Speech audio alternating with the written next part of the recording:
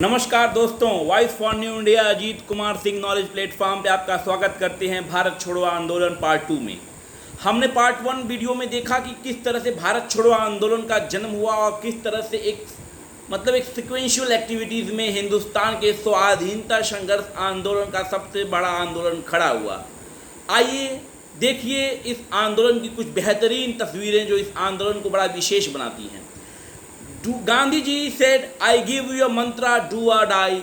We will either free India or we will die in doing so because we are not going to live to see the perpetuation of slavery. इस आज़ादी की लड़ाई में हम इस मंत्र को अपने हृदय में बैठाते हैं कि करो या मरो, या तो हम भारत की आज़ादी लेके रहेंगे या इस आज़ादी की लड़ाई में अपने प्राणों की आहुति दे देंगे, क्योंकि अब हम हिंदुस्तान की गुलामी देखने के लिए जिंदा नहीं रहना चाहते। शांति प्रिय अहिंसावादी गांधी जी इस पूरे आंदोलन, भारत छोड़ो आंदोलन में एक दूसरे ही ऊर्जा और दूसरे ही एग्रेशन में दिखे, क्योंकि गांधी जी की लगातार कोशिशों और सत्यनिष्ठता के आधार पे ब्रिटिश हुक्मरानों की जो दोगली नीति थी वो गांधी जी के मन को आसान कर चुकी थी। और यही कारण था कि गांधी जी ने डू और डाई, करो या मरो का मंत्र दिया। लीडरशिप ऑफ मासेस भारत छोड़ो आंदोलन को एक डिफरेंट पैमाने पर ला के खड़ा करती हैं। 8 अगस्त 1942 को जब भारत छोड़ो आंदोलन की शुरुआत की बात हो चुकी थी, तो 9 अगस्त 1942 को लॉर्ड लिनिथगो जो वर्तमान वाइसरॉय थे, उनके नेतृत्व में ब्रिटिशर्स ने ऑपरेशन जीरो आवर को ब्रेक किया और तमाम शीर्ष के नेतृत्व को जेल में बंद कर दिया। इस सोच के साथ कि शीर्ष नेतृत्व के नेतृत्व विहीनता में यह आंदोलन अपने आप अपनी मौत मर जाएगा, लेकिन हिंदुस्तानी जनमानस अपना इकबाल बुलंद कर चुका था, आज़ादी के लिए तत्पर हो चुका था। और जिस तरह से स्टूडेंट, पीजेंट्स, लेबरर्स और तरह के लोगों ने इस आंदोलन को अपनी अपने तरह से अपने अपने रिसोर्सेज के आधार पर जिंदा रखा और इसके एग्रेशन को, इसके इंटेंसिटी को बढ़ाते रहे, वो इस आंदोलन को लीडरशिप बाय मासेस के लिए सिग्निफाई करता है। दूसरा एस्पेक्ट रहा कि सेकेंड क्लास की जो लीडरशिप थी, आप कह लीजिए अरुण आसफ अली जी का नेतृत्व, अच्युत पटवर्धन जी का नेतृत्व, राम मनोहर लोहिया जी का नेतृत्व, जेपी जी का नेतृत्व, और उन सब में एक बेहतरीन रहा अंडरग्राउंड जो रेडियो चलाने का व्यवस्था उषा जी के द्वारा, उषा मेहता जी के द्वारा था। वो अपने आप में इस आंदोलन की एक विशेष परिस्थिति को उजागर करता है। इस तरह से हम देखते हैं कि किस तरह से भारत छोड़ो आंदोलन शीर्ष नेतृत्व के एब्सेंट में भी अपने आप, अपने सेल्फ इंक्लाइंड और सेल्फ डिसिप्लिन तरह से यह आंदोलन हर एक हिंदुस्तानी आवाम ने हिंदुस्तान की आज़ादी को सुनिश्चित करने के लिए लड़ा। दूसरी सबसे इम्पॉर्टेंट बात मैं देखता हूँ कि हिंदुस्तान इस लड़ाई में, भारत छोड़ो आंदोलन का उद्देश्य था भारत की पूर्ण आज़ादी। लेकिन आप देखिए 42 के बाद हमें 47 में आज़ादी मिलती है, लेकिन एक एस्पेक्ट, इम्पॉर्टेंट एस्पेक्ट उभर के आता है पैरेलल गवर्नमेंट फॉर्मेशन का। समानांतर सरकारें भारत के कुछ पार्ट में भारत छोड़ो आंदोलन के दौरान और उसके दरमियान और उसके आंदोलन के सिक्वेंशियल डेवलपमेंट में समानांतर सरकारें बैठी, यानी पूर्ण रूपेण से भारतीय सरकार बिना ब्रिटिश संप्रभुता के हिंदुस्तानी संप्रभुता में। लेकिन ये सरकारें लोकलाइज्ड रही। जो पैरेलल गवर्नमेंट फॉर्मेशन रहा वो क्विट इंडिया मूवमेंट का one of the important feature है। आप देखिए सबसे पहले उत्तर प्रदेश की बलदानी भूमि में बलिया जिले में चित्तू पांडे जी के नेतृत्व में पहली समानांतर सरकार बनी और उन्होंने वहां के कलेक्टर से पूर्ण रूपेण पावर ट्रांसफर लिया। ये सरकार कुछ हफ्तों तक चली, लेकिन विशेष रहा।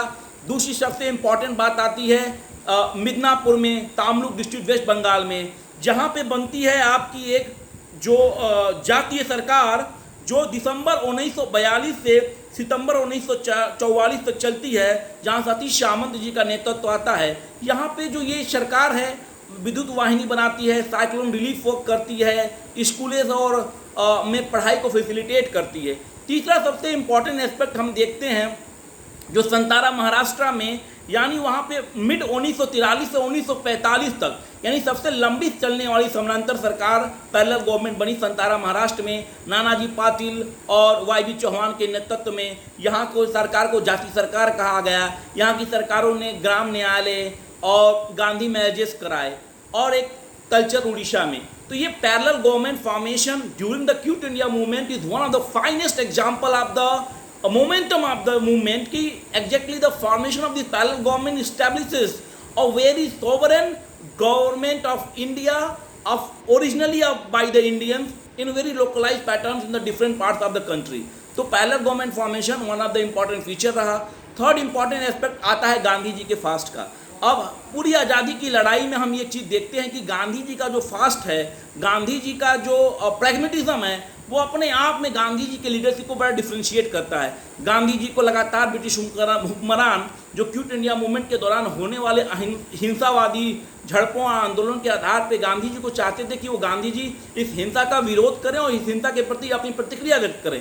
लेकिन गांधी जी का प्रैग्मेटिज्म बहुत ही ऊपर था और उनका अहिंसा बहुत प्रैक्टिकल था। तो गांधी जी ने कहा कि गवर्नमेंट के रिप्रेशन और एक्सेसिव हाई हैंडेडनेस के कारण ये हिंसाएं हो रही हैं। इसलिए उन्होंने 10 फरवरी 1943 को ये डिक्लेयर किया कि मैं 21 दिन का फास्ट रहूँगा। ब्रिटिश गवर्नमेंट की हाई हैंडेडनेस मतलब जिस तरह से वायलेंस से ब्रिटिश गवर्नमेंट ने इस आंदोलन को डील किया है, उसके खिलाफ मेरा ये जो फास्ट है वो 21 दिनों का रहेगा।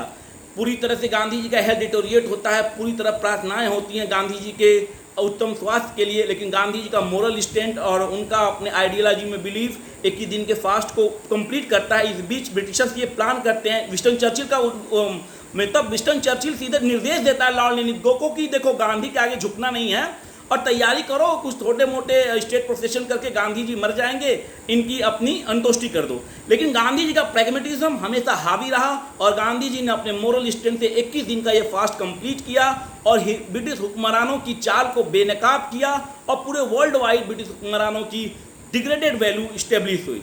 और तो ये गांधी जी का फास्ट अपने आप में इस आंदोलन की 21 दिन का फास्ट अपने आप में बहुत ही स्पेसिफिक इंपॉर्टेंस रखता है। तो हमने देखा कि किस तरह से मासेज ऑफ लीडरशिप और फॉर्मेशन ऑफ पैरेलल गवर्नमेंट और गांधी जी का फास्ट भारत छोड़ो आंदोलन को एक डिफरेंट स्टेज पर ले जाता है। आशा करता हूं कि 2 वीडियो के माध्यम से मैंने भारत छोड़ो आंदोलन को पूर्ण रूपेण आपके सामने रखने की सरल भाषा में कोशिश की। धन्यवाद मित्रों, जय हिंद, जय जवान।